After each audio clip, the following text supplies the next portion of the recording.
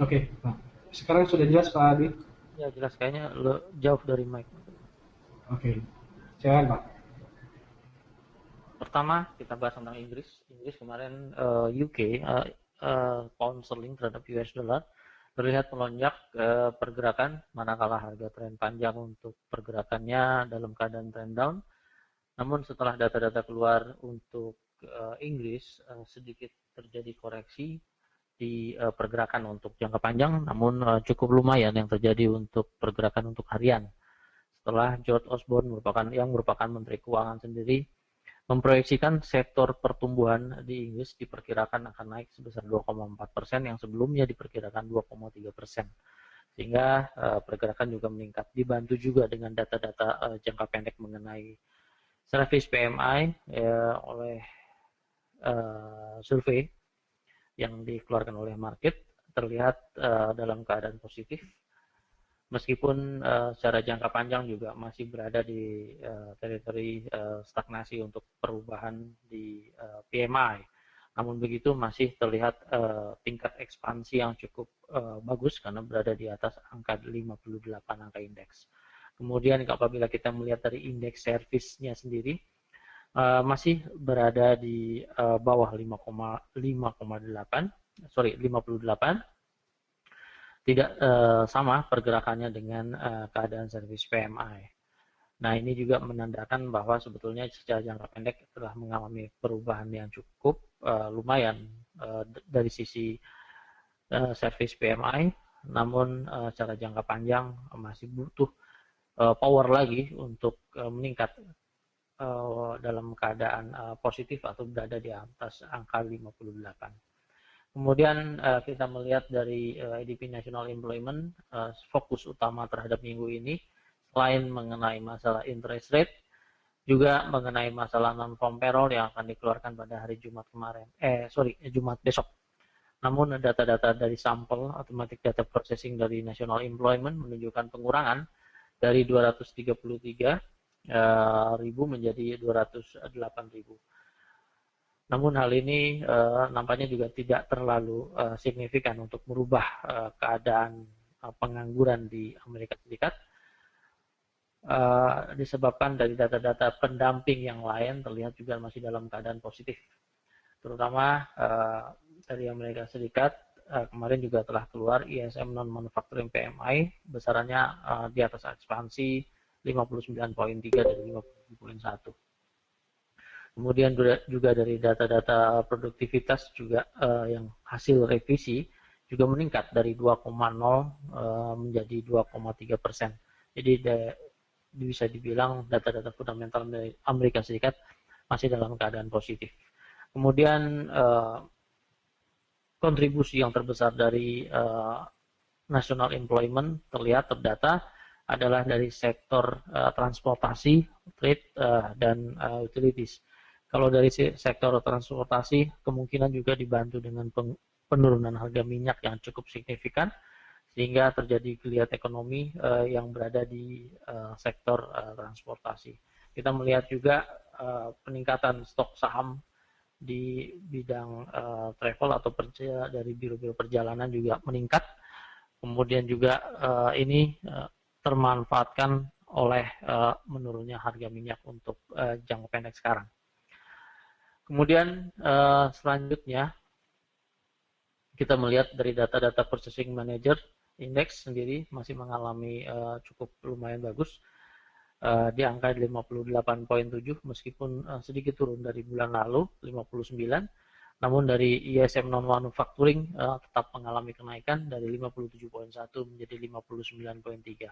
Kesimpulan dari Purchasing Manager Index ini masih dalam keadaan positif, masih menopang keadaan bagusnya perekonomian Amerika Serikat untuk sementara waktu, hingga data-data tentang utamanya yaitu untuk minggu ini data-data non-farm payroll yang akan diumumkan atau dirilis besok hari.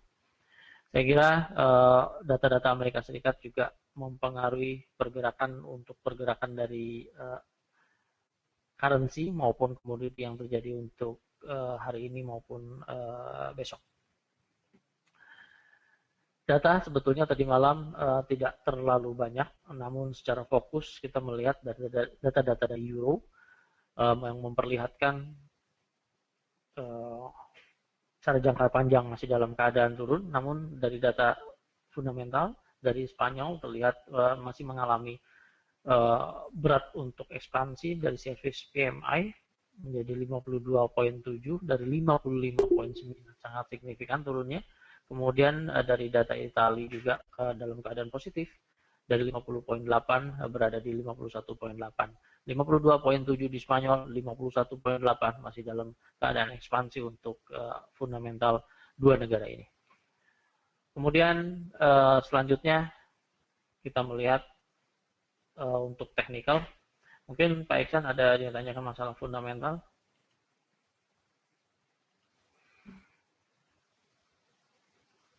Oke, langsung terhadap teknikal kita melihat dari dolar, pergerakan dolar selama mingguan terlihat 12 jam yang lalu sempat menyentuh harga tertinggi di 89,00, saat ini ke 88,910.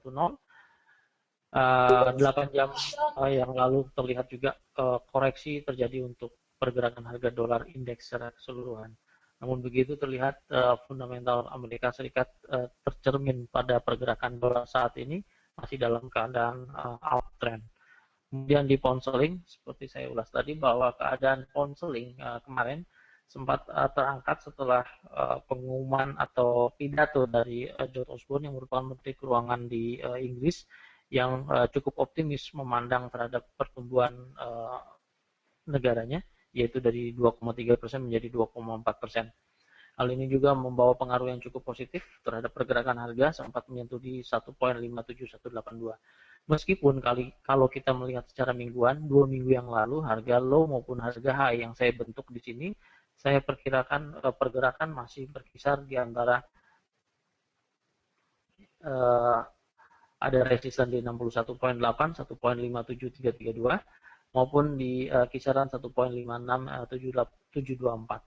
Kemudian juga stagnasi masih terus berlanjut, nampaknya juga masih akan terus berlanjut stagnasi hingga belum menyentuh di angka trendline di 1,57758. Pergerakan saya perkirakan untuk sampai dengan hari Jumat besok masih dalam keadaan stagnasi yang cukup lebar di sini.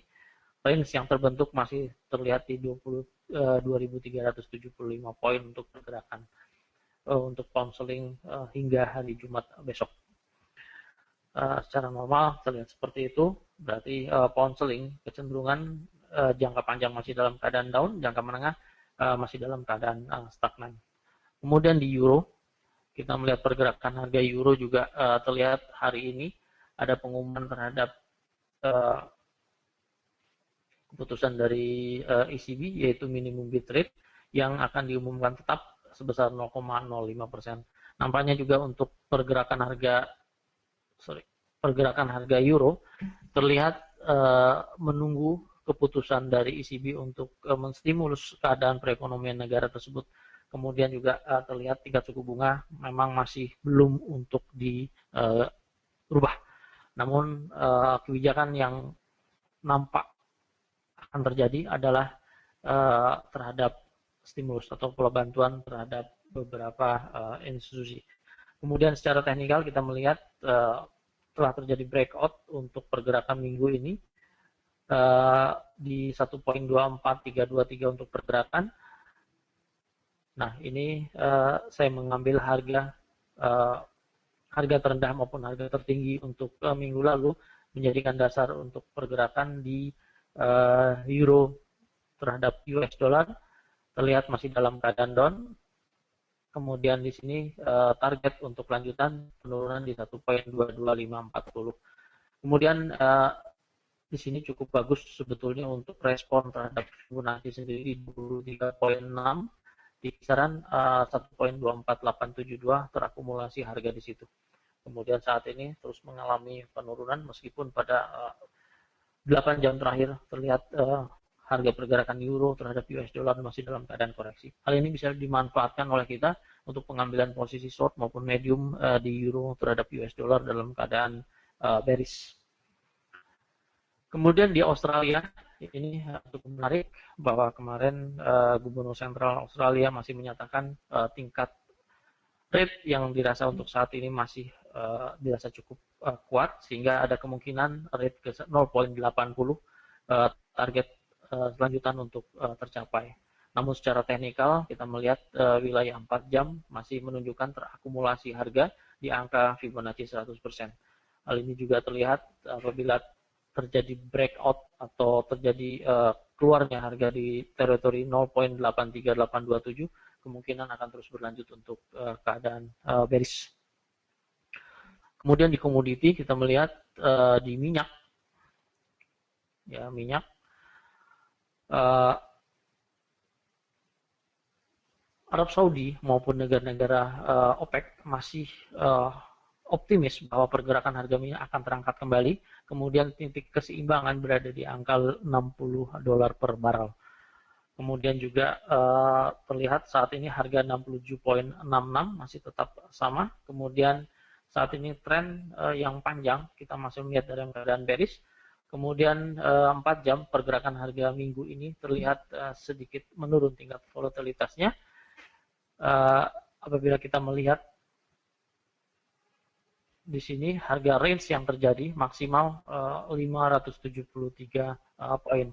Kemudian hal ini menjadikan patokan juga bahwa pergerakan harga minyak kita batasi hingga ke harga tertinggi untuk minggu ini, yaitu di kisaran harga 69,50 untuk keadaan bearish. Dalam arti kata apabila terjadi pelonjakan harga ke 69,50, ada kemungkinan untuk minyak dalam keadaan lonjakan ke atas sedikit. Namun begitu kita melihat minyak masih dalam keadaan 69,50 hingga ke harga terendah, yaitu ini dia. Untuk pertama kita melihat untuk harga 66,69, untuk lanjutan ke angka 63,78. Sesuai dengan patokan untuk OPEC atau Arab Saudi bahwa 60 merupakan harga keseimbangan atau harga diamnya berada di situ. Namun belum tercapai angka 60, ada kemungkinan juga minyak masih dalam keadaan drop. Kemudian di emas, ya, emas juga terlihat masih dalam keadaan turun apabila resisten yang kita tarik di sini telah terjadi 4 kali resisten. Ketiga kali, keempat kali yang terjadi untuk awal minggu ini, awal bulan ini, ya, di 1221,17, tren masih dalam keadaan penurunan. Apabila harga belum mencapai ke angka 1215 atau ke angka tertinggi di 1222.39,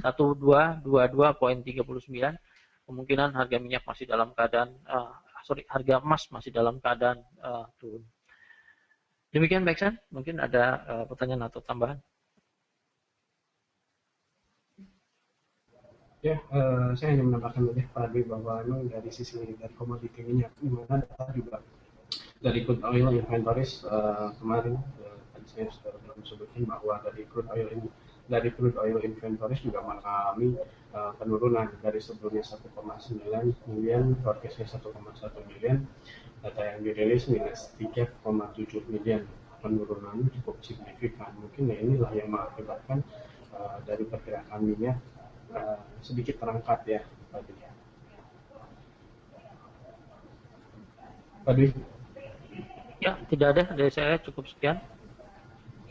Kita fokus terhadap tingkat suku bunga yang akan diumumkan nanti, baik dari pound sterling yang tetap sama di angka wholesale bank rate-nya 0,5%, kemudian di asset purchase facility 375 billion pound sterling, maupun di ECB di 0,05% untuk minimum rate yang akan diumumkan sekitar jam 19 hingga jam 19.45 waktu Indonesia bagian barat.